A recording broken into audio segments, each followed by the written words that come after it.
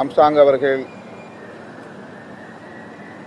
உயிரிழந்த சில நிமிடங்களில் பாஜக கட்சியை சார்ந்த ஒருவர்தான் ஊடகங்களுக்கு பேட்டி கொடுத்தார். அவர் வைத்த கோரிக்கை தான் சிபிஐ விசாரணை. காவல்துறை நடவடிக்கையில் இறங்குவதற்கு முன்னதாகவே, பகுஜன் சமாஜ் கட்சி கோரிக்கை வைப்பதற்கு முன்னதாகவே எடுத்த எடுப்பிலேயே தமிழ்நாடு அரசு இதை விசாரிக்கக்கூடாது, இந்திய ஒன்றிய அரசின் கட்டுப்பாட்டில் இருக்கிற சிபிஐ விசாரிக்க வேண்டும் என்ற குரல் பாஜகவின் குரலாக இருந்தது.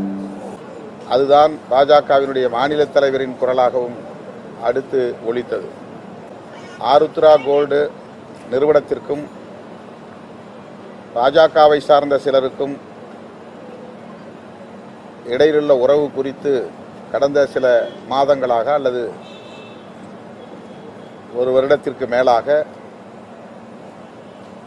பேசப்பட்டு வருவதை நாம் பார்க்கிறோம், விவாதிக்கப்பட்டு வருகிறது.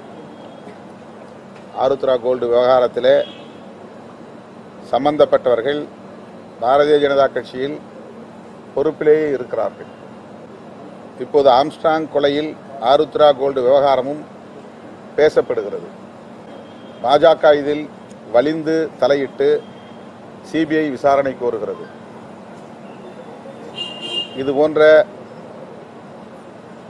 விவகாரங்கள் விசாரணைக்குரியவையாக உள்ளன, புலனாய்வு விசாரணைக்கு உட்படுத்தப்பட வேண்டியவையாக உள்ளன.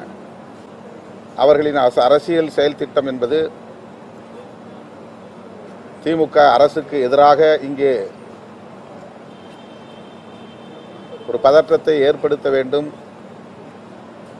ஒவ்வொரு வாய்ப்பையும் பயன்படுத்தி சட்டம் ஒழுங்கை சீர்குலைக்க வேண்டும் என்பதாகத்தான் இருக்கிறது. அதற்கு துணையாக பல அமைப்புகளும் இங்கே செயல்பட்டு வருவதை காண முடிகிறது.